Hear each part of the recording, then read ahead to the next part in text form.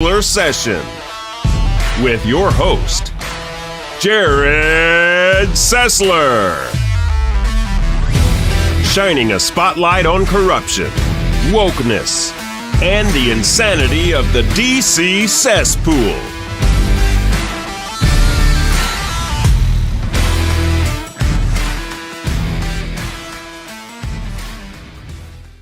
Hey, Jared Sessler here for a Sessler Session.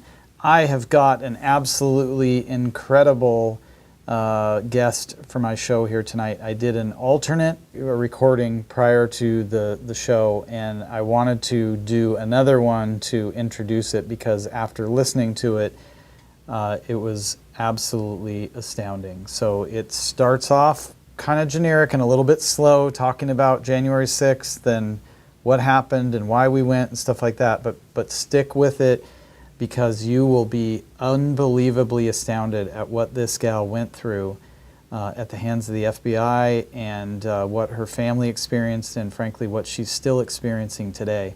And I am absolutely disgusted that our DOJ has weaponized the FBI against us, and they're continuing to do it. James O'Keefe with Project Veritas is another great example of that. In a totally different setting and for different reasons, but still ridiculous. I want to just wrap up, and we'll get into the video here by saying this. As we go on, more and more of this information is going to get out. More truth about what actually happened on January 6th is going to get out. I was also there. I saw what happened. And there's video evidence of what really happened.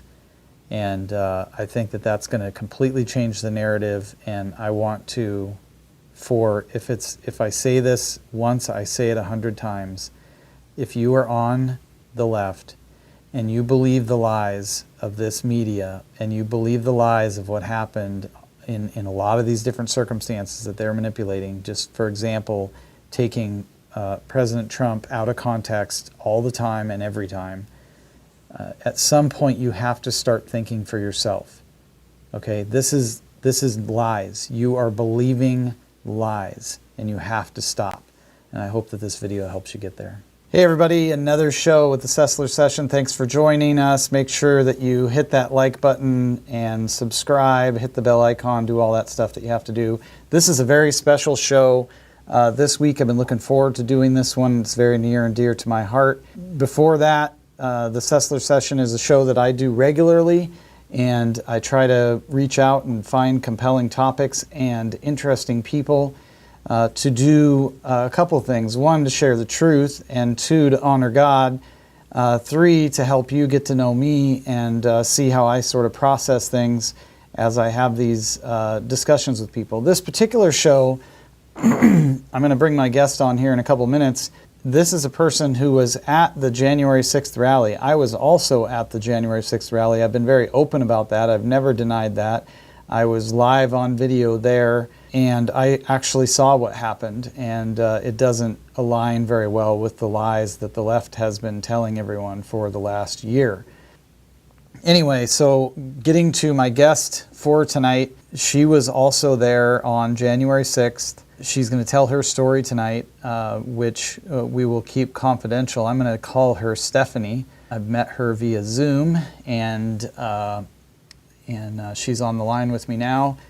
And we're going to hear her story. And I'm going to tell you that this story is compelling, and it's emotional, and it's hard for her to tell, and it's hard for me to hear, and I think it's going to be hard for you to hear. And I think it's really going to open some eyes as to what is actually happening in our country. Even just the last couple days, some new detail has come out that we'll talk about on this video. So our editors will adjust her voice, and she will be kept completely confidential because we want her to be totally free to be able to tell her story without any worry of repercussions from that. So Stephanie, I know you're on the line. Thank you for being here. Thank you for being willing to tell your story.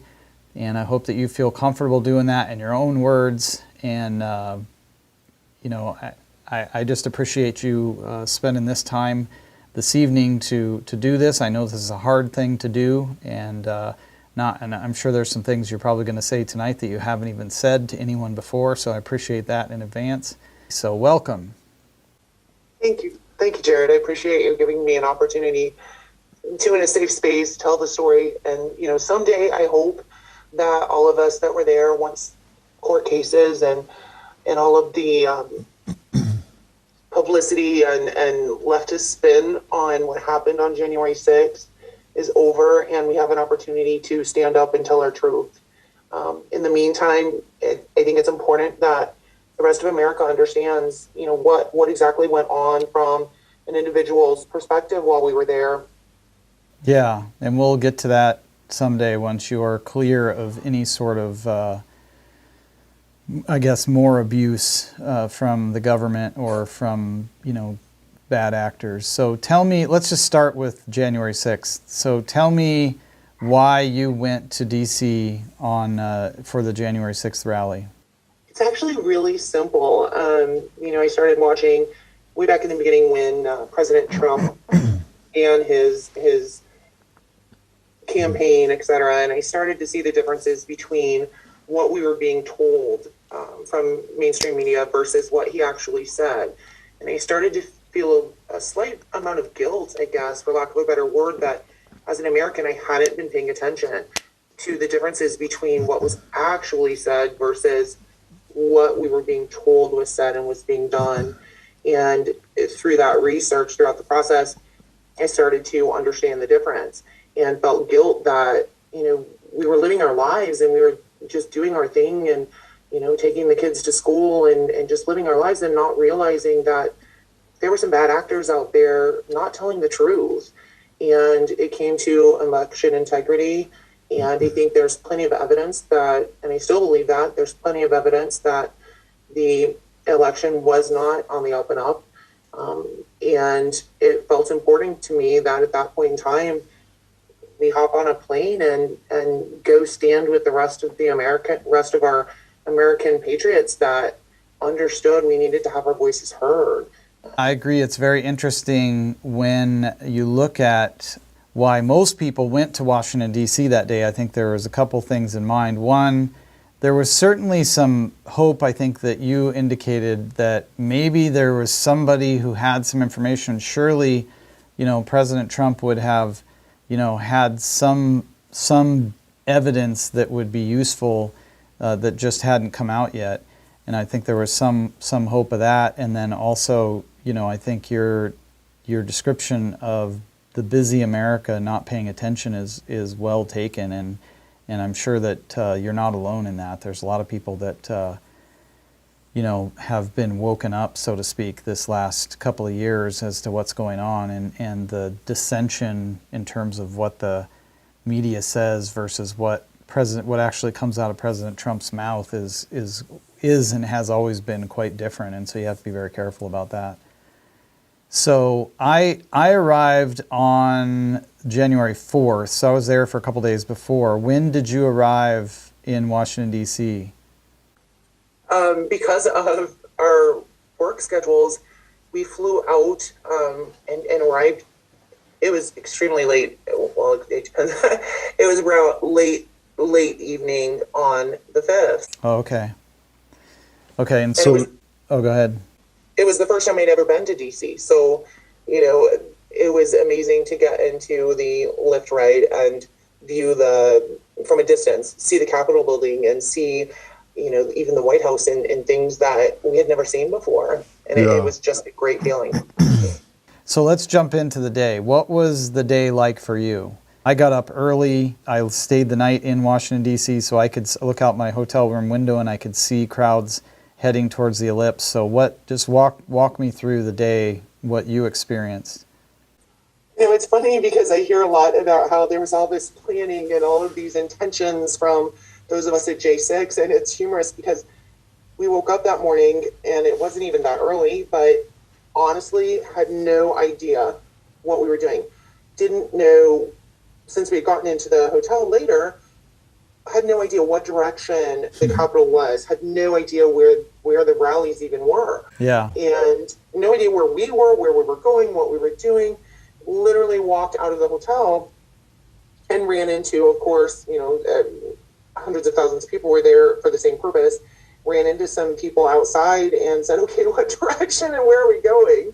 There's these rallies and they're saying one's at the Eclipse. And to be fair, I didn't even realize that that's where Trump was speaking. Nor did I have any direction. So we followed the people in front of us. Right. And what's interesting is the entire day was so extremely friendly. It didn't matter. We ran into Black people, Mexican people. We ran into so many diverse people, and not a single person was anything but helpful and kind. Yeah. It was actually a beautiful experience. So you walked from your hotel to the rally? You didn't take the metro or anything? No, we walked, and to be fair, we walked to the Eclipse. I found out later, and it was packed to the point where I started to get frustrated because no matter what direction you moved, you actually can't move. Yeah. It was just packed, and I honestly, at that point, we were kind of far back and didn't even realize, because there were so many, as you know, different rallies going on at different points of the city, that I didn't realize we were even at the Eclipse. We had literally just kind of walked with a group of people that we had met along the way. Yeah. And it was just beautiful. Yeah. So I remember it being very cold that day. Did you guys dress? Did you bring all the warm gear? So sort of. I purchased a hat along the way, I believe, and some gloves along the way, and it was freezing. I had no idea it was going to be that cold, but we did have a backpack with us simply because of some medical issues. We needed to have some sugar to somebody that was with us. But in the backpack was literally some fruit snacks and a drink of water. Yeah. Were you able to hear any of the speakers at the Ellipse? Yeah, actually we were, and that's when I finally realized where we were. Oh, okay. Because we started to see, I think Trump Jr. I honestly don't recall. We were so packed in, and then eventually thought, let's back up a little bit, because I think what the videos that people see haven't really shown is that from the Ellipse, from that podium or the stage where they were speaking, all the way back to the Washington Monument, which is a huge distance. For anyone that doesn't know, is a huge distance. Literally, there was no place to move. Yeah, it was packed. I mean, it was definitely packed. Hundreds of thousands of people. And it was interesting because the media made such a big deal about what Trump said, but the reality was I couldn't even hear him. We were standing next to an elderly man in a wheelchair, and we were on Constitution Avenue between the stage and the monument, and we couldn't move, and we couldn't hear. And so we're just like, what the heck? We're freezing, and we can't hear him. And it's like, how are you supposed to lead an insurrection when you can't communicate with the people? It was crazy. And that's kind of what happened. We couldn't hear, we couldn't really see. And so at that point, we're like, well, heck, we're in D.C., and Trump hadn't started speaking yet. So let's find a restroom. Let's go find some lunch somewhere. In fact, let's go see if we can go. We knew it was barricaded off, but try to snap a picture of the White House. We have never been here before. Mm-hmm. And ended up walking much further than we anticipated, trying to just get close enough to snap a picture of the White House. And then on our way back, I think we were near Trump Tower, and there were people in this little park area that had his speech on their loudspeakers. And they had I don't know how they got it there, but whatever. Or somehow we ended up standing outside of that area listening to the majority of the speech. What was the scene like when you got there, and what happened when you got to the Capitol? When we got to the Capitol, there was, and I recall it like it was yesterday, we walked through this little kind of parking lot area, which I thought was odd that there was a parking lot that close. But we walked through that with hundreds and hundreds and hundreds of people. We were all talking and enjoying ourselves. There was no conversation about what we were doing, it was just a walk towards the Capitol to have our voices being heard. In fact, we stopped at one point and somebody said something about needing gloves, and we're like, there are 2 blocks to your left, back that way. And then, kind of walked forward, and there was the big open grassy area. So we walked up the steps, and really, at that point, to be fair, we had to stop and kind of figure out, because we were on a side street, not on Constitution Avenue, and didn't even know that. So we went to the right and went on to Constitution Avenue. And that's when, we walked to the parking lot, up the stairs, in this little grassy area. And there were hundreds of people kind of in front of us, right in between where the stage was for, I assume, the inauguration. I honestly didn't know. Looking at video later, I guess there were like these plastic little fences, but they weren't on the ground. Like, they weren't put up. They were already kind of down. It didn't appear, with hundreds of people in front of us, that there was any issue with walking up the stairs that were open and into this little park area, which would have put us right behind, I guess I don't know what you call on the area where, I guess it would have been the west side. I wouldn't have known that at the time, but now I know it to be the west. Yeah, where there was elevated platforms set up and scaffolding for seats for the inauguration that was planned for the 20th. And so then, what did you see any, when you got there, was there like concussion bombs being thrown by the police? Was there smoke, tear gas, people yelling? Was there fighting? No, it was bizarre, because I still to this day don't understand, but there was in front of the scaffolding, there was this very, very tall, I don't know what it was, lift.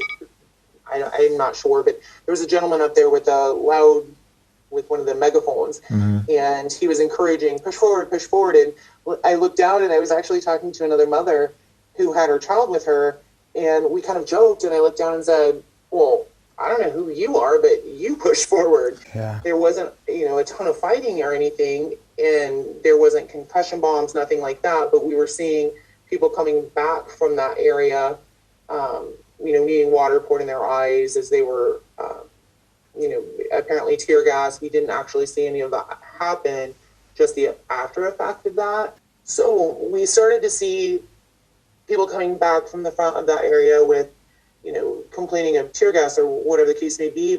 And we saw some pushing, shoving kind of at the front of that area, because we were a little bit to the right of the scaffolding at that point.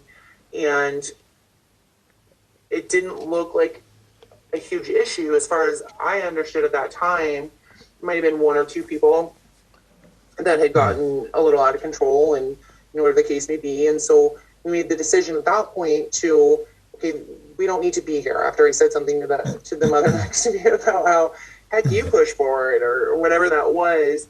So we're like, okay, let's move out of here. This is clearly not an okay place to be. And we went to our far, far left, which was still on the back side of it was still on the west side of the building, on the back, whatever side, I refer to it as the back side, but right, much further left to kind of, I don't know, left of the scaffolding. Okay. And at that point, we started to see somebody had climbed the wall near there, and I recall saying, oh my gosh, they pushed that guy off the wall. And then I caught myself and said, you know what? And I have it on recording. I said, you know what? I shouldn't say that. I didn't see them push anybody. Maybe he fell. I don't know. And the next thing I know, there were people walking through the scaffolding kind of underneath. And I walked up and said, guys, the scaffolding here is not meant for the weight to be under here. Get down. That's absolutely not safe. Yeah. Backed up a little bit and went to the left where there were stairs that took you up to the top of the, and again, I now know how to define where I was. Yeah. Up to the upper terrace on the west side of the building. And, we were standing there kind of in awe and taking pictures and videos, and there were people kind of everywhere, and somebody walked by and said, hey, I think they're going to open up these doors. Okay, so we walked over to those doors, and I think people were chanting, let us in, something along those lines. And I stood there and I saw the doors. I saw the police officers in front. There was no fighting. There was nothing horrible happening. And I saw the police officers move to the side, and I saw them open the doors. And you can, on my video, you can hear me saying, oh my gosh, did they just open those doors? Are they letting us in? And somebody said, they are. Okay, we walked through the Upper West Terrace and stopped and paused and said to, I honestly don't know if it was 4 or 6 officers that had opened the doors and kind of parted ways. And we stopped and said, thank you. Thank you for keeping us safe.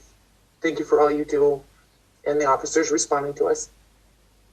There was no indication that there was any reason other than the doors were open. And to be, fair, looking back, I think I believed that because I've seen, multiple instances of the left side of the aisle maybe hosting a sit-in in the Capitol, whether it was the Kavanaugh hearings or whatever the case may be. And I genuinely anticipated we're going to walk in and stay there or sit there or whatever that looks like. I've never been a part of anything like that. Right.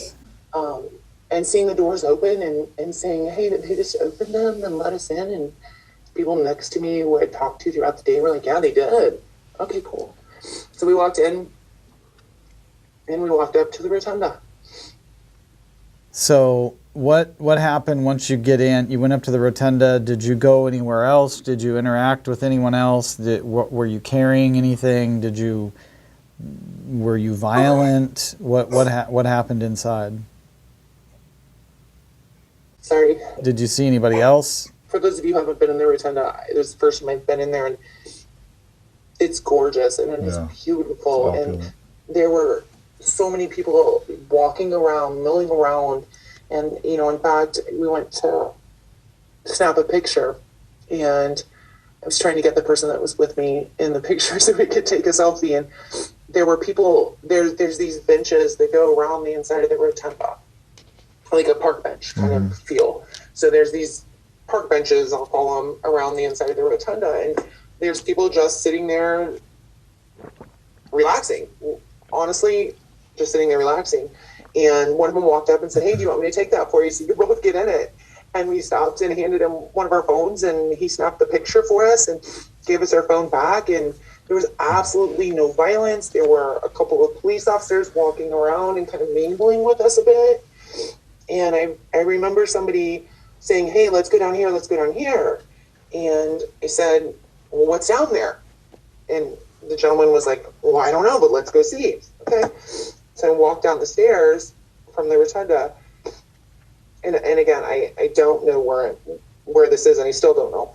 But you walk down the stairs off to the right of the rotunda from the west side and got to the bottom, and there's like a water fountain down there, a couple of other things, and a door right in front of us. Well, when we got to the bottom of the stairs, there were 2 police officers standing there, and I was like, hi. And they said, okay, I think you've kind of proved your point. Okay, so how do I leave? Thanks again, but how do I leave? Yeah. And they pointed towards the forward door, the doors that were directly in front of us. And I started to go that direction, and there was kind of, I don't know how to describe it, mayhem. I couldn't really see out what was happening outside of those doors, other than it looked like people were pushing in on the doors, and there was 1, maybe 2 police officers trying to hold the door shut. So I turned around at the 2 police officers that were like 5 feet away from us, and they said, well, you need to go out that way. And I said, well, we can't. There's something's going on over there. We can't. Yeah. And they said, okay, go that way, which was to our left. Mm-hmm.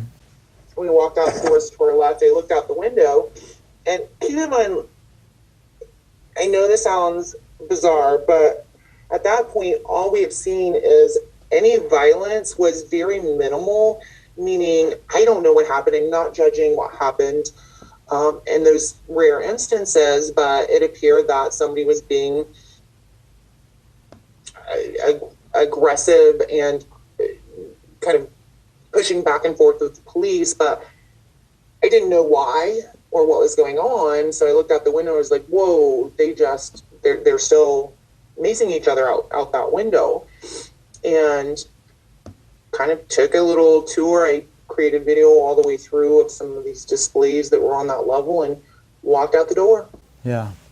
It was less than 7 minutes. Wow, interesting. Well, I certainly hope that when I'm in Congress that you come back there so I can personally give you a tour. Not that I would be the best tour guide, but you need and deserve a decent couple of days in Washington, D.C. to enjoy some of the just amazing sights and history there. So yeah, let's talk about days later. Where are you at and what happened? So I had already been fired from my employment. I'd been employed for about 10 years. And between flights on my way home, my employer learned that I had been there and terminated me. So about 6:45 in the morning, I was still sleeping because I had already been terminated. And my husband went to let the dog out and hollered for me. And I walked into the kitchen, and there were, 4 or 5 FBI people standing in my kitchen. Wow. They had my husband's arm twisted behind his back, and he's got a bad shoulder, so he was like saying something about stop because it was hurting him. My dog had gotten loose, and because he was letting him out, and I guess when he was letting him out, the FBI, as soon as the door opened, pushed the door open and pushed it inside. Wow. And I walked into 4 or 5, I don't even know how many. Turns out it was a SWAT team or a sheriff, police, FBI, probably about 10 or so people pushing in the door, and shouted out my name and said, "The police are here." And I have it actually on audio. I won't say why, but I do have it on audio of me saying, well, why? He said, I don't know. And so I walked in there, and the policeman, I looked at him and, why are you here? And I kind of put my hands in front of me. I figured they were needing to cuff me or whatever because he was already cuffed, and they turned me around and put the cuffs on, and I looked up, and my son was standing in the hallway. And my daughter was still sleeping, but they came in, 10 of them, and it was complete mayhem at first. They cuffed me and put me on one of the couches, sofa, whatever you call it, in the living room. And we're shouting, how many people are here? How many people are here? And I already told you, it's just myself and my family, so 4 of us total. And they tightened my cuffs, checked the couch, apparently for, I don't know whatever happened to the couch, but, checked the couch, which I applaud them for keeping themselves safe, but, and sat me on the couch. I was in my pajamas. Wow. What a way to wake up with half a dozen riot gear FBI people standing in your kitchen. Oh, I wish they would have been standing in the kitchen. They pushed their in, and one or two went towards the upstairs. The others went running through the middle of my house, and the others went running to the basement. So they were just kind of everywhere. It was complete mayhem. My son was awake. Your kids are toddlers, teenagers, what? Teenagers. Okay. I have 2 teenagers. I have a son and a daughter, both teenagers. My son was standing in the hallway and watched us both watched his dad kind of pushed to the ground and cuffed, and then watched me get cuffed, and I kind of shouted out at him, just go to your room, it's fine, and they wouldn't let him. Wow. Which I get, trying to keep everybody safe. I do understand that. My daughter, however, my teenage daughter was still sleeping in the room, which was just one room away from where all of it was happening. She's a pretty sound sleeper. So once they realized where she was, she woke up to 2 fully geared up SWAT people standing above her bed saying, "Is this the girl?" So Wow. from a sound sleep, to look up and find two guys standing in tactical gear in your home, and all they have to say is "this girl." So I can only imagine the terror that must have felt like. Yeah. Sorry about that. That's terrible. So I guess, in that moment, my question would have been, later learning that they had, I don't even know what to call it. I'm going to say like a dossier or whatever, a file on us. I think it would have been pretty obvious that there's 4 people in the home. And I appreciate that they asked if there were other people, but there was not a female officer. And so, to be a teenage child and wake up that way, it seems like it would have been plausible to let my son walk in there and wake her up under supervision, something like that. But anything would have been better than having her wake up to 2 guys standing above her with tactical gear on.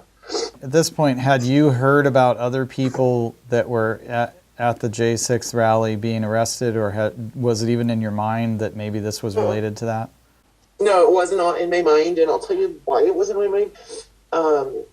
At that point, there were only a couple hundred people arrested, and from what I had seen or understood, it was arrests of people that had actually created some destruction or created some violence. And, shortly after we went, I had posted a picture to Facebook.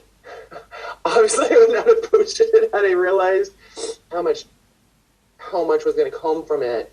But somebody posted, domestic terrorists, this, that, and the other, and I hope the FBI, quote unquote, lock your asses up, things like that. And being ignorant at the time of how political this event had become and how twisted it had become, my response immediately on that platform was, I think I'm just fine considering they opened the doors and let us in.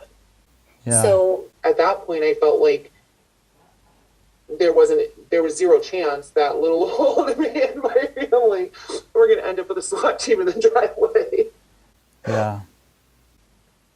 So no, I didn't expect that. I was completely caught off guard. So once they secured the house and had you all gathered up, I assume, in the living room, how were you treated, and what happened after that? So I kept asking, and I must have asked 3, 4, 5 times. And what's interesting is I remember them saying to me, "Do you have an alarm system?" And I was like, "No," because we didn't. But we ended up realizing later that one of the devices that we had that actually sensed motion to turn the bathroom light on for us actually had the audio turned on. So what's really partially interesting on this is the majority of that day, while I wasn't even here, I actually have an audio. Interesting. And that's interesting to listen to at some point. I kept asking, "Why are you here? And can I see a search warrant? Don't I have a right to see the search warrant?" And they kind of ignored me. And one of them said, in 2 minutes, I'll show you in 2 minutes. And, a lot of time had passed, at least it felt like a lot of time had passed. And I asked again, "Don't I have a right to see the search warrant?" It was probably the 3rd, 4th, 5th time I'd asked. And one of the officers kind of smirked, and one of the officers said no. And another of the officers said, "No, we don't have to show it to you. We have it back at the office." And I said, what are you, like a Gestapo? And there might have been a curse word, I'm not going to lie. There might have been a curse word in there. Who would blame you? And somebody snickered, and the other one said no. And then I looked up and realized that they had gathered the kids and put them across the room. So there's a couple of couches in the living room. My husband was on one side of the room and I was on the other, and the kids were directly in front of me. And they were talking to the kiddos, and I expressed several times that they didn't have, "Why are you talking to the kids? They weren't there. They had nothing to do with this." And one of the officers said, "Well, it's customary." to talk to other members of the household. And I said, well, you do not have my permission to talk to them. They have nothing to do with this. And I have to pause for a minute and explain the actual situation. So I had a tank top on and my pajama bottoms. And this whole time, because I'm cuffed behind my back and placed on the couch, the strap of my tank top was falling off. And I had no way to pull it up. And my kids are standing in front of me. And it keeps falling and falling. And I keep asking for something to get a jacket, something to cover myself up with. And they just ignore me. And finally, out of frustration, I looked up at the officer that was directly in front of me. I said, can you at least pull my shirt up for me that's falling off? And he looked around and found a jacket on my counter or my table. And as it like kind of was going to hand it to me, and I looked at him like, I can't exactly put that on right now. So this whole time I'm sitting there with my shirt falling off in front of my children. And I said, you don't have permission to talk to my kids. You don't have my permission. You don't have my permission. You don't have. And where's your warrant? Continually. And they wouldn't stop talking to my kids.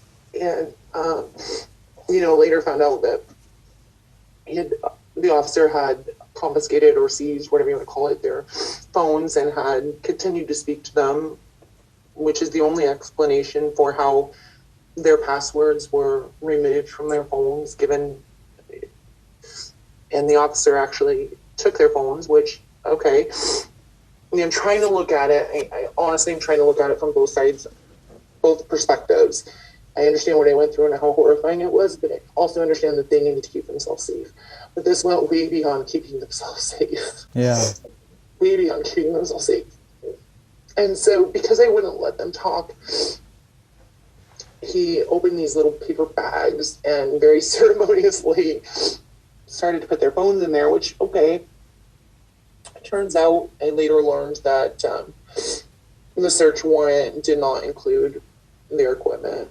That shouldn't have happened. Their equipment was never noted on any of the seizure paperwork. We got them back later, which is one other part of the story we'll talk about later. Yeah. So I asked for the warrant. I apparently won too many times.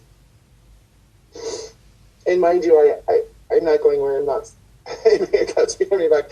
I've never been in cuffs in my life. I asked for the warrant one too many times, and so they stood me up at the direction of the lead officer and tightened my cuffs and took me outside and put me in the police car in the backseat, and then the officers all went back inside. I don't know where everybody's from, but where I'm from, end of January, it's pretty darn cold. So you're still just in jammy bottoms and a tank top, and they set you in the back of a police car?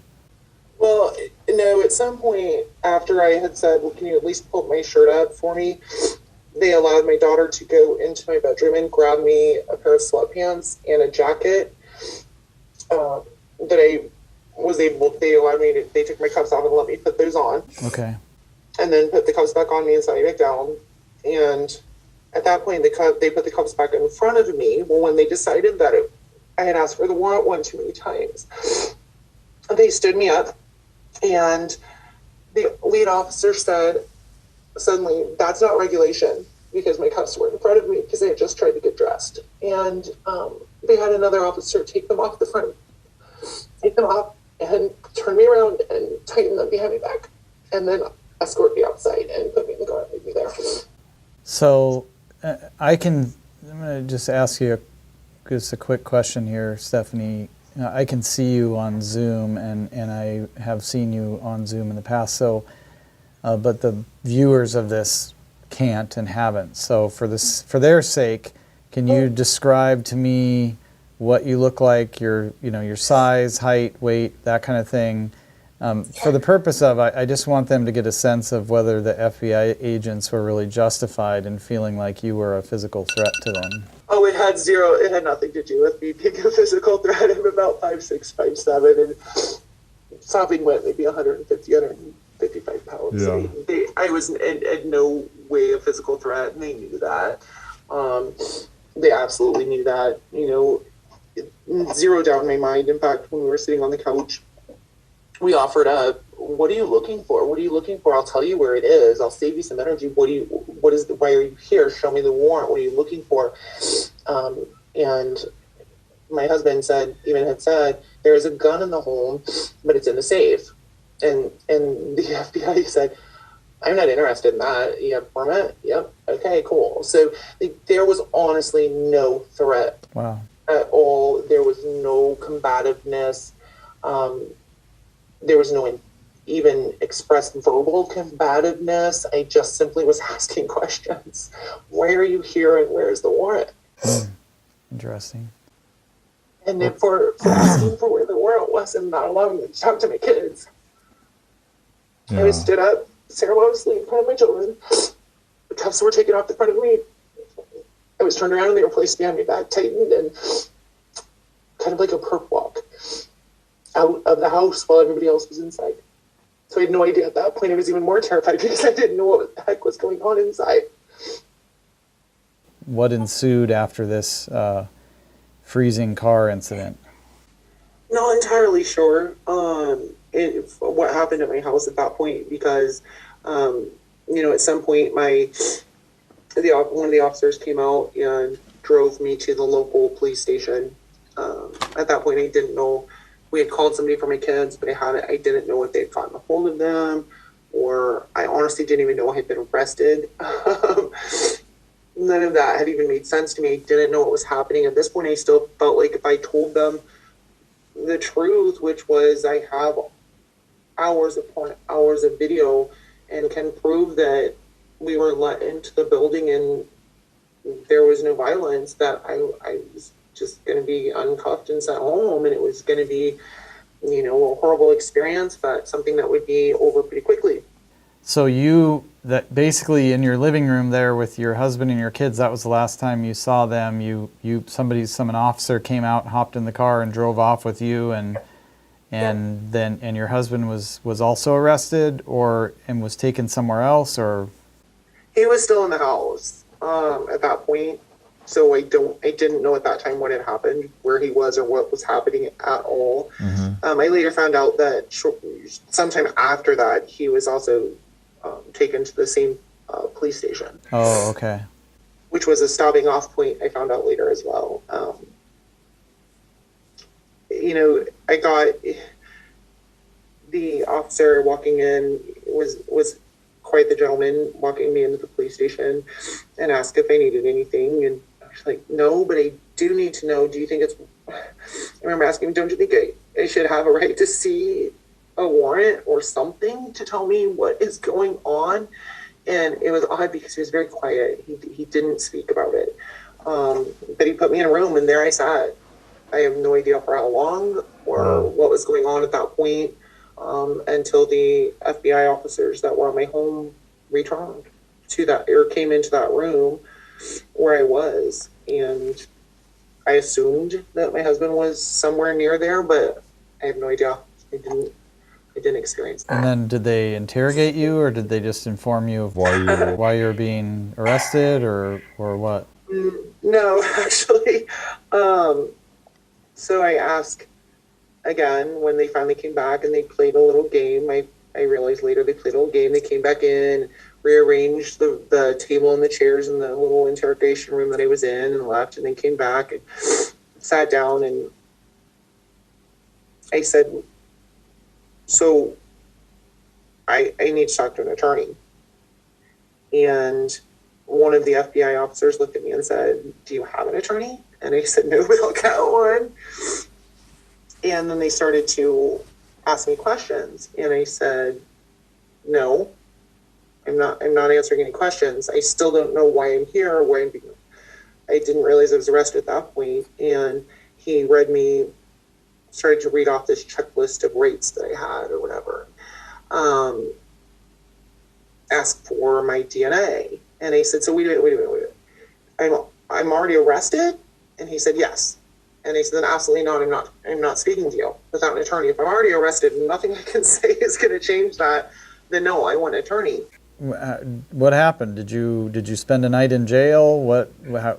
The FBI officer that my friend that was apparently the leader of, I don't know, whatever team that came to my home, came into the room and started asking questions. And I said I wanted an attorney, and he said, well, I said, don't I get a phone call or something? Because I'm with you, right? I watch cop shows, I watch CSI, whatever. And it turns out that's not real. If you don't break The law, you don't have to know so much about that stuff, right? Yeah, it's not as much of a reality as I thought either. And so I declined to, I said, well, wait a minute. He said I would have an attorney, I could call an attorney at booking. And I'm like, what do you mean booking? And he said, well, booking. I said, no, I don't. And that's when I found out that I was going to be taken a little over an hour away from where I was, and to a federal jail. I don't know what they called it, but it would be a federal jail, because where I wasn't a federal holding place. And then I would be seeing a judge at 4 o'clock. And so it's somewhere around 10 a.m., 11 a.m. I don't even know. There was no clocks, watches, whatever. Right. And I said, wait a minute. So you mean I'm already arrested? I said, yeah. I said, then absolutely not. I'm not talking to you. So he read through the rest of his little checklist and then asked me for my DNA. And I said, no, I want an attorney. And he said, very calmly, you're either going to do it here or you're going to do it at booking. Okay. And, I'm not sure, but that is the moment when I was like, wait a minute, I'm arrested. This is a big deal. And you're a criminal. You have a record. Right. And they want my DNA, and I refused to give it to them because I still hadn't seen a warrant. I still didn't know what was going on. I still thought I had an option to explain myself. So I declined, and he informed me that I said, well, do I have to? And there were 2 FBI officers in there in the room at the time, and one said yes, and one kind of looked sideways. They left the room, went out, and I assume discussed it, and came back in, and they proceeded to tell me that I was either going to do it now or I was going to do it, when I got to booking in the county that I was going to. And I said, well, no, I want to talk to an attorney again. Well, what's interesting about the story is at that point, they concluded speaking to me, which I appreciate, and they left the room. And then one of the officers came in and opened the door, and I thought I was headed out to booking somewhere, and said, hey, I'm going to go ahead and turn the recording off. And I said, okay. I don't know what's going on, but okay, whatever. And then the door opens, and I look up, and there's my husband standing outside in my interrogation room. And what I found out later was they had gone to him and said, your wife's not being very cooperative. And of course, his response was, no kidding. And they asked him to talk me into giving them a DNA sample because it would be easier. But what they told him was, if he didn't talk me into doing it, they were going to physically restrain me, take me to the local hospital, and take it. And so when they opened that door, of course, he just wants this day over with, and I appreciate that. But he asked me, just do it. We got to get out of here. Just do it. And so I begrudgingly opened my mouth and let them do it. And then I said, well, you still, after that point, I said, you know what, officer, you still haven't even told me what I'm arrested for. I didn't even know I was arrested. And his response to me was, well, you refused to speak to me. And I said, well, what are you talking about? Are you talking about in my home? Or are you talking about here that I refused to speak to you? And he said, I'm not going to get into it with you. And he flipped his papers over, slammed his hand on the desk, and begrudgingly read off the 3 misdemeanors. I didn't know they were misdemeanors at the time. And told me the 3 charges that were against me. And these were FBI? Yeah. So since when is FBI going around arresting people for misdemeanors? I don't know. I didn't know they were misdemeanors this whole time. I had no idea what was happening, where I was going, that they were misdemeanors, what I was being accused of. I honestly had no idea. It wasn't until about a half an hour, about 3:30 in the afternoon. Mind you, they got there at 6:45 in the morning. So at 3:30 in the afternoon, when I was first allowed to speak to an attorney, and I remember with my pen and my paper, because they allowed me a pen and a paper when I was talking to my attorney at the next jail that I went to. And I remember writing and circling really big misdemeanors, trying to signal to my husband that, oh my God, these are misdemeanors. Like, I genuinely thought I don't know what I thought, but there was no way in hell in my mind that these were misdemeanors with the amount of effort and energy they put into coming into my home. And that's when I found out that they were misdemeanors, of course. And I had a little sense of relief and like, oh gosh, okay. But up until that point, I had no idea. And it's about an hour ride from where I was to where I ended up. Did your husband get transported there as well? Yeah, but he was still in another room, so I still hadn't had a chance to speak with him. And, at some point, it's kind of a funny story. It's a little bit long, and we can talk about it more later if you want. But once the people at the final jail that I was taken to realized why I was there, because at that point the FBI had brought us in and ankle shackled me to a bench. So I'm sitting there, kind of half dressed, with my ankle chained to a bench, an hour from home. They still didn't know they were misdemeanors. And somebody from another room, one of the officers in that jail, said, ma'am, are you the one that's here for being at the Capitol? And now I'm kind of freaked out, and I didn't want to answer. I was like, why? Why are you asking me that? I don't think I should talk to you. And once they realized why we were there, they finally unshackled me, my hands and my feet, and brought my husband in so I could talk to him for the first time. Wow. And then you went before the judge at 4 o'clock? It was about 3:30, 4 o'clock. We went before the judge, and I had a chance to talk to an attorney about 3:30, realized what was going on. And I thought that was my attorney. But, for those of you that don't understand the process like I didn't, you first get an attorney that is simply there to get you through that first hearing. You get through that first hearing, and then you're assigned another attorney, and then your final attorney. So that was my first attorney, and I had an opportunity to speak with him. The judge, thankfully, let us out on our own recognizance, and I think we finally left there maybe 6:30, 7 o'clock that night, something like that. I will say there was a bit of a sense of relief when I realized that they were misdemeanors. In fact, the way my attorney explained it to me, it was actually 2 misdemeanors and 1 code violation. Wow. That had resulted in all of this. So he's still kind of dumbfounded. No idea what the heck had just happened. And was it the same charges for both you and your husband? Yeah. Let's fast forward here a little bit.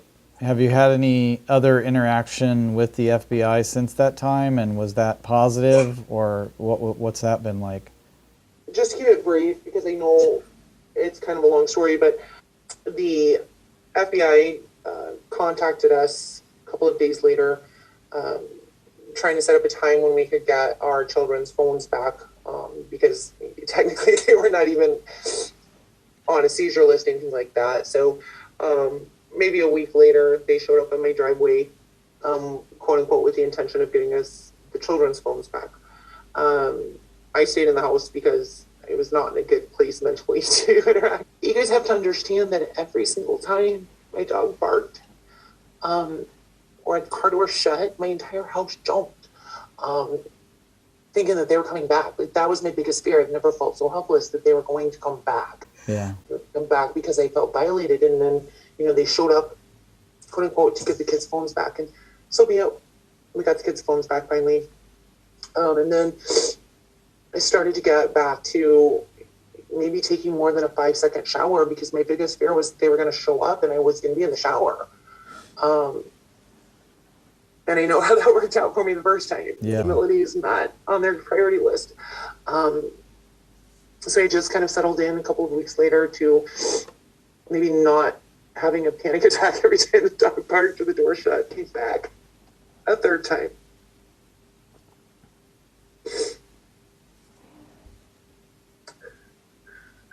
So the third time they came back, came up, and it was the same officer. the same FBI officers, showed up at the front door.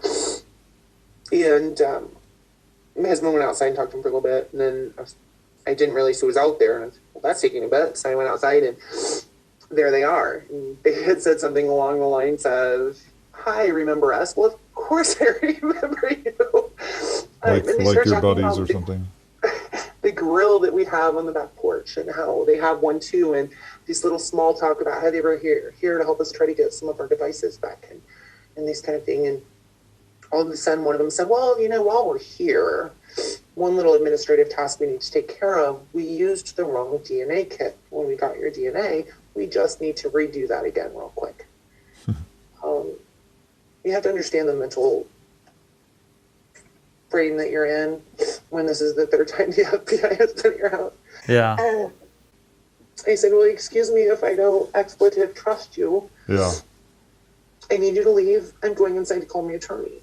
And I turned around and shut the door and went inside and called my attorney, and found out later, obviously they were very well aware that we had attorneys of record in the court system. It by no means or stretch was legal for them to return to my home and contact me directly like that. Wow. We did get an apology from the prosecutor, and he let us know that, he quote unquote promised that they wouldn't be back. All of those things, but at the same time, it still took months and months and months before the whole house didn't jump every time somebody pulled in the driveway. Yeah. It's terrible. They weren't supposed to be there the first, second, or third time. Why would they not come back the fourth time? Yeah, exactly. So tell me, what is the current status of your case? Is it ongoing, or have they... I am like almost every other defendant. It's been extended and extended and extended and extended and extended repetitively since that day. So we're going on, 10 months almost to the day.